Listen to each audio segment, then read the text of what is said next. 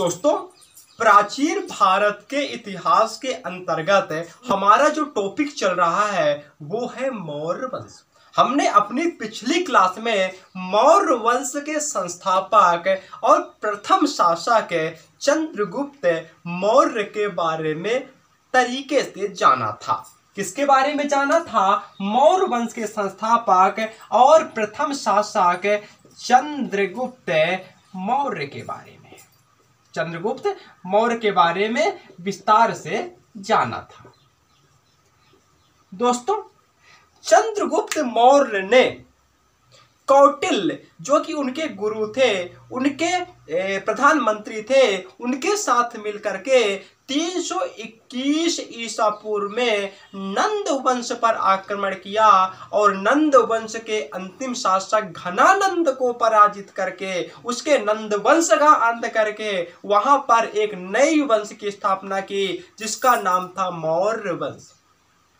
चंद्रगुप्त मौर्य ने मगध में जिस नए वंश की स्थापना की उसका नाम मौर्य वंश इसलिए रखा क्योंकि चंद्रगुप्त के माता का नाम मोरा था। क्या था? मोरा था। तो चंद्रगुप्त ने अपनी माता मोरा के नाम के आधार पर ही अपने वंश का नाम मौर्य वंश रखा था।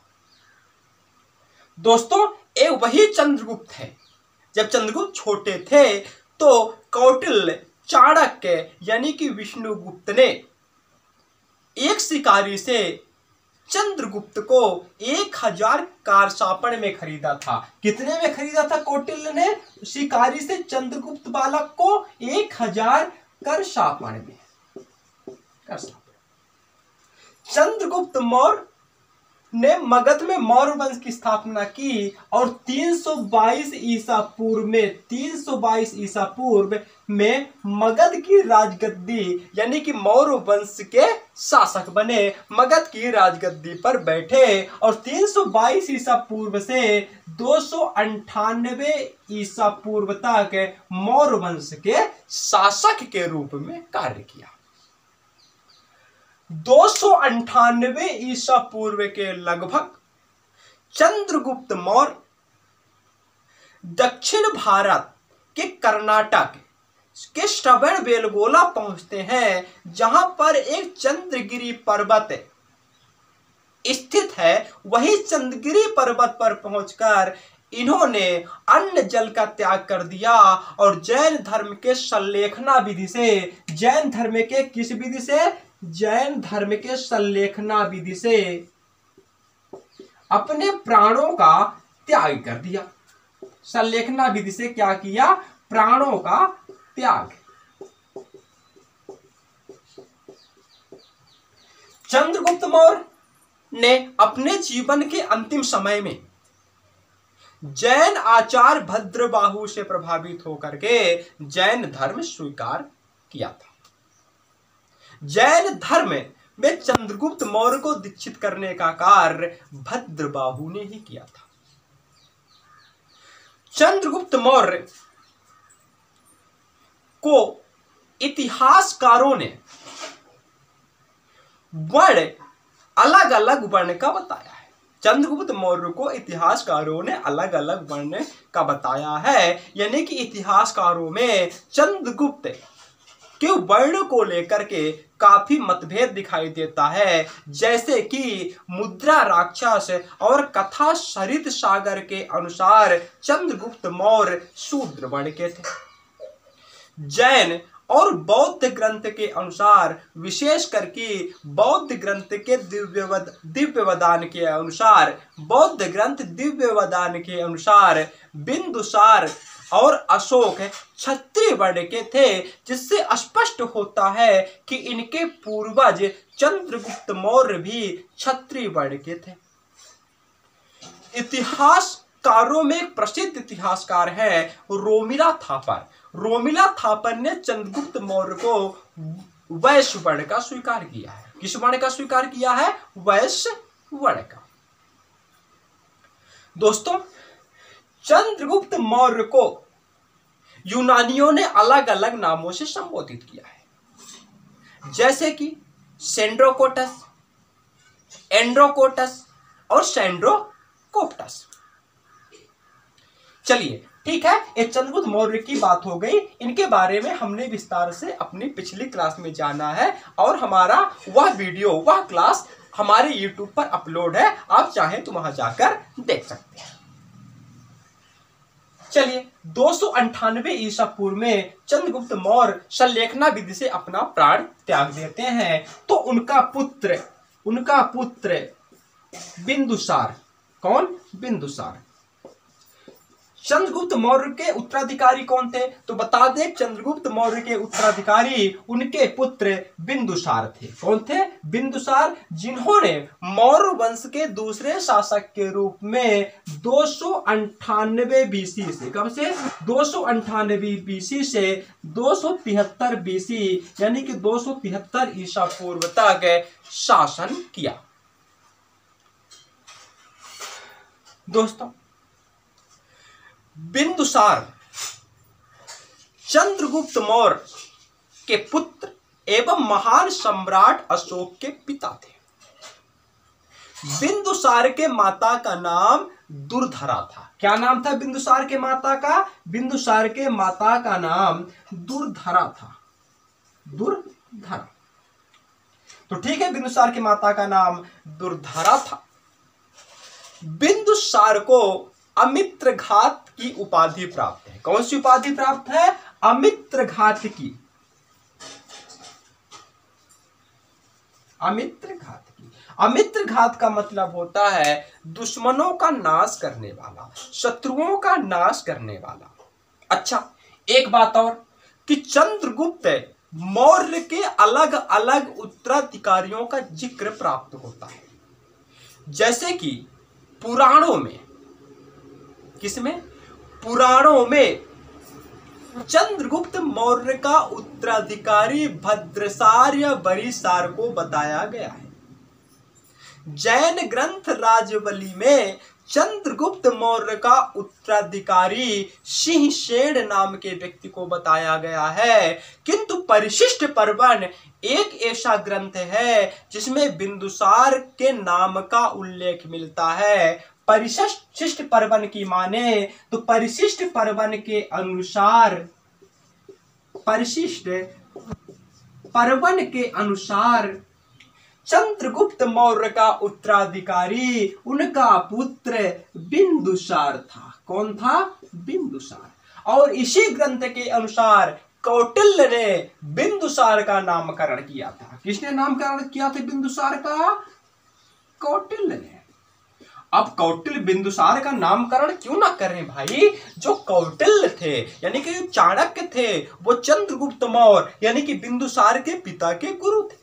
दोस्तों, बिंदुसार के शासन काल में ही तक्षशिला में 2 बड़े विद्रोह हुए। तक्षशिला में कितने विद्रोह हुए? 2 बड़े विद्रोह हुए। तक्षशिला में 2 विद्रोह हुए, जिनमें से पहले विद्रोह को दबाने के लिए बिंदुसार ने अपने पुत्र अशोक को भेजा था। किसे भेजा था? अशोक को। और अशोक सफल भी रहे। दूसरे विद्रोह को दबाने के लिए बिंदुसार ने अपने दूसरे पुत्र सुसीम को भेजा था। सुसीम को। हालांकि सुसीम ने भी विद्रोह को दबाने में सफलता प्राप्त की थी।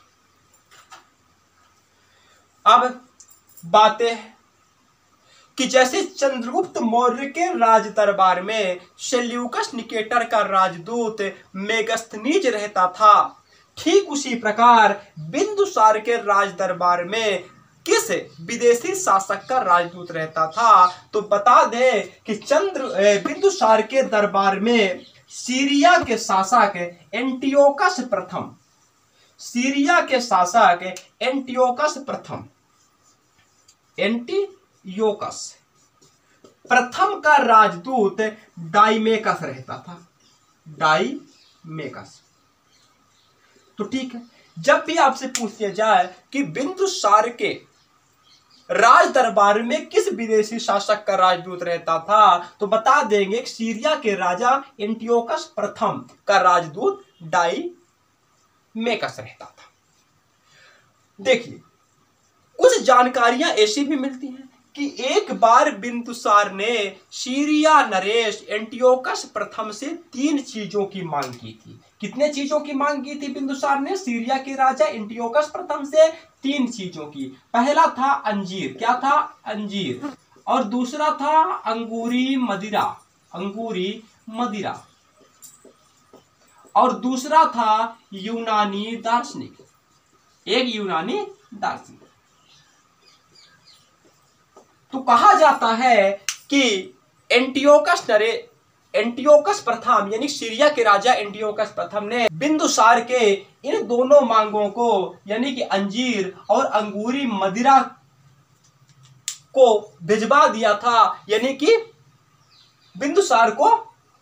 बिंदुसार के पास भिजवा दिया था। किंतु यूनानी दार्शनिक यह कहते हुए नहीं भिजवाया था कि उसके यहाँ यूनानी परंपरा में दार्शनिकों का क्रय विक्रय नहीं किया जाता।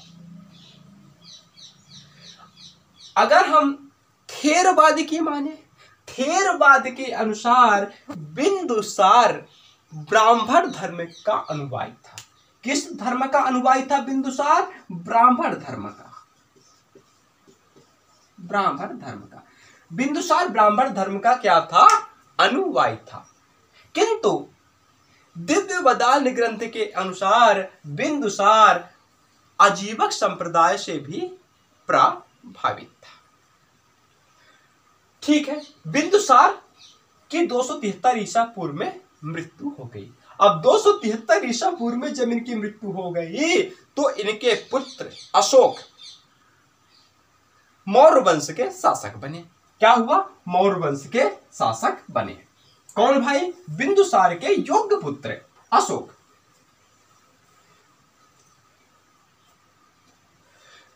माना जाता है कि बिंदुसार की 16 रानियां थी। कितनी रानियां थी? 16 रानियां थी। 16 रानियों के 101 पुत्र थे, जिनमें से अशोक सबसे योग्य थे। कैसे थे? सबसे योग्य थे।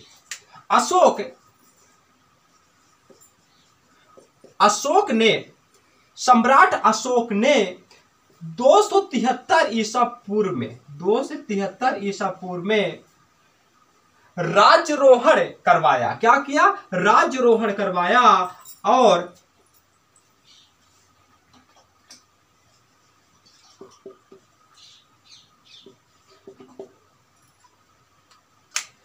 सम्राट अशोक ने 273 ईसा पूर्व में अपना राज्यरोहण करवाया। क्या करवाया? राज्यरोहण करवाया। किंतु राज्यरोहण के 4 वर्ष पश्चात 268 बीसी में अपना राज्याभिषेक करवाया। राज्याभिषेक। तो आपसे पूछा जा सकता है कि सम्राट अशोक ने अपना राज्यरोहण कब करवाया था? तो बताएंगे 273 ईसा पूर्व में। पूछा जा सकता है राज्याभिषेक कब करवाया था? तो बता देंगे कि राज्यरोहण के 4 वर्ष के पश्चात यानी कि 268 ईसा पूर्व में। ऐसा माना जाता है कि अशोक ने अपने 99 भाइयों की हत्या करके राजगद्दी को प्राप्त किया था। हालांकि इसमें कितनी सत्यता है, इस बात की जानकारी स्पष्ट नहीं हुई है। किंतु कुछ लोगों का, इतिहासकारों का मानना है कि अशोक ने अपने 99 भाइयों की हत्या करके राजगद्दी प्राप्त की थी। अशोक का एक सगा भाई था जिसका नाम था विगताशोक। अशोक का जो सबसे लोकप्रिय नाम है वो है देवा नाम। लोकप्रिय नाम क्या है अशोक का? सबसे लोकप्रिय नाम देवा नाम प्रियदर्शी। तो ठीक है, अशोक का सबसे लोकप्रिय नाम देवा नाम प्रियदर्शी है। अशोक का नाम अशोक के 4 शिलालेखों से प्राप्त होता है। किससे प्राप्त होता है? 4 शिलालेखों से प्राप्त होता है, जिनमें से पहला है गुर्जरा। कौन सा है? पहला है गुर्जरा। गुर्जरा कहां है? बता दें कि मध्य प्रदेश में है गुर्जरा। कहाँ है? एमपी में है। दूसरा है नेत्तूर। कौन सा है? नेत्तूर। कहाँ है भाई? कर्नाटक में। तीसरा है मास्की। मास्की ये भी कहाँ है? कर्नाटक में। चौथा है नेडोगुल। नेडोगुल ये भी कहाँ है? कर्नाटक में। तो अशोक का नाम अशोक के 4 शिलालेखों से प्राप्त होता है, गुर्जरा, नेत्तूर, मास्की और नेडोगुल। गुर्जरा शिलालेख को छोड़ करके जिसमें कि अशोक का नाम अशोक प्राप्त होता है मध्य प्रदेश में है। बाकी सबके सब जिसमें कि अशोक का नाम अशोक प्राप्त होता है सारे के सारे यानी कि 3 के तीनों शिलालेख कर्नाटक में है। और इसी मास्की कर्नाटक स्थित अशोक के मास्की शिलालेख से ही सबसे पहले 1915 में अशोक का नाम अशोक पढ़ा गया था। अशोक का नाम पढ़ा गया था।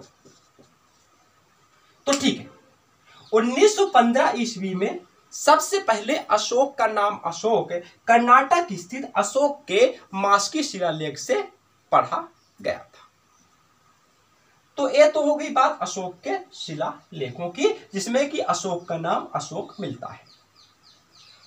अशोक कि मूल रूप से जो प्रमुख पत्नियां थी वो 3 या 4 थी।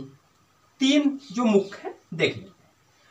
पहली है असंग मित्रा। असंग मित्रा। दूसरी है पद्मावती। पद्मावती। तीसरी है महादेवी। ये अशोक की तीनों कौन थी? धर्म पत्नियां थी। अशोक के इलाहाबाद कौशांबी अभिलेख, अशोक के कौशांबी अभिलेख से अशोक के एक और पत्नी का जिक्र प्राप्त होता है, उल्लेख मिलता है जिसका नाम है कारुवती। कारुवती किस अभिलेख से प्राप्त हुआ है यह नाम अशोक की पत्नी का? कौशांबी अभिलेख। कौशांबी अभिलेख। दोस्तों कौशांबी अभिलेख को इलाहाबाद कौशांबी अभिलेख भी कहा जाता है क्योंकि जब अशोक ने कौशांबी अभिलेख का निर्माण करवाया था तो इसकी स्थापना कौशांबी में किया था, किंतु मुगल शाह बादशाह ने इसे कौशांबी से किंतु मुगल बादशाह अकबर ने इसे कौशांबी से इलाहाबाद मंगा लिया था। यही कारण है कि अशोक के कौशांबी अभिलेख को इलाहाबाद कौशांबी अभिलेख के नाम से भी जाना जाता है।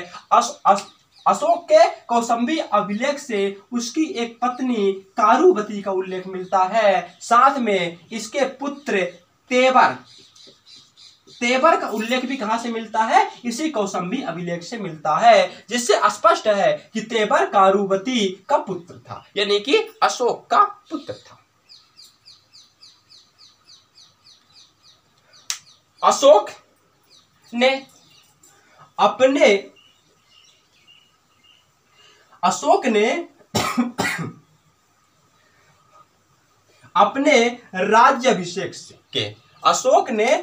राज्याभिषेक के यानी कि 268 बीसी 268 ईसा पूर्व के 9वें वर्ष 268 ईसा पूर्व के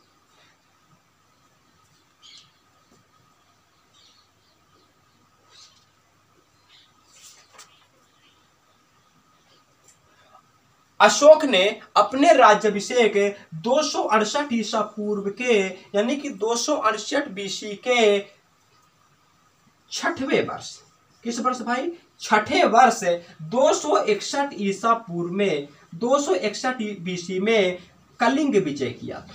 कौन सा विजय किया था? कलिंग विजय किया था।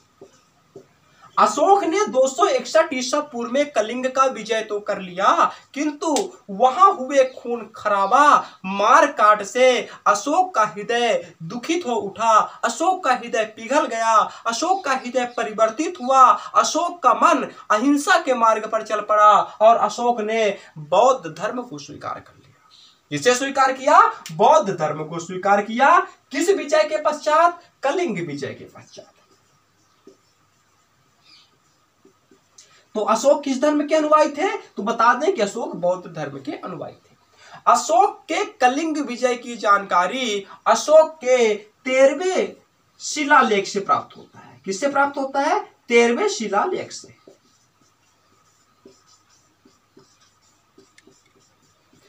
अशोक के कलिंग विजय की जानकारी अशोक के 13वें शिलालेख से क्या होता है? प्राप्त होता है।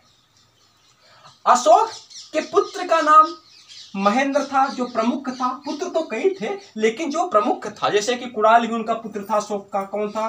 कुणाल, महेंद्र। लेकिन अशोक के पुत्रों में से जो प्रमुख पुत्र था वो महेंद्र था। अशोक की दो पुत्री थी। कितनी पुत्री थी अशोक की? 2 पुत्री थी।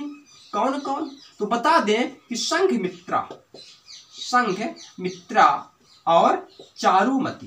कौन? चारुमती।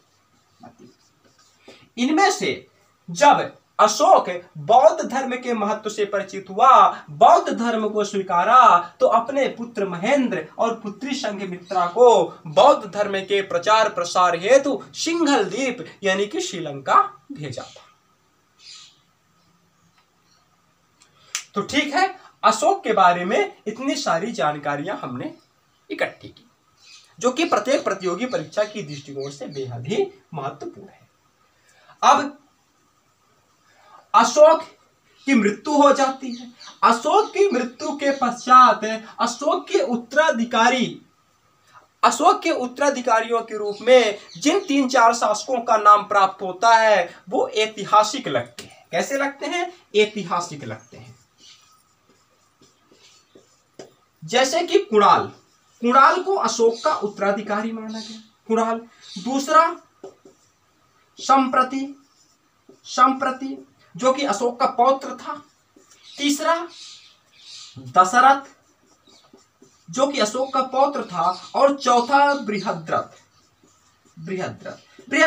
यानी कि कुणाल अशोक का पुत्र था, जैसा कि हमने पहले बताया, और संप्रति अशोक का पौत्र था। संप्रति, दशरथ और बृहद्रथ अशोक के कौन थे? पौत्र थे, नाती थे, और कुणाल पुत्र था। बृहद्रथ मौर्य वंश का अंतिम शासक। 184 ईसा पूर्व में, कब? 184 बीसी में या 184 ईसा पूर्व में बृहद्रथ के सेनापति पुष्यमित्र शुंग जो कि ब्राह्मण था। जो कौन था? ब्राह्मण था। तो ठीक है, बृहद्रथ के सेनापति पुष्यमित्र शुंग ने 184 ईसा पूर्व में मौर्य वंश के अंतिम शासक बृहद्रथ की हत्या करके मगध में शुंग वंश की स्थापना कर दी। दोस्तों, किस वंश की स्थापना कर दी? शुंग वंश की।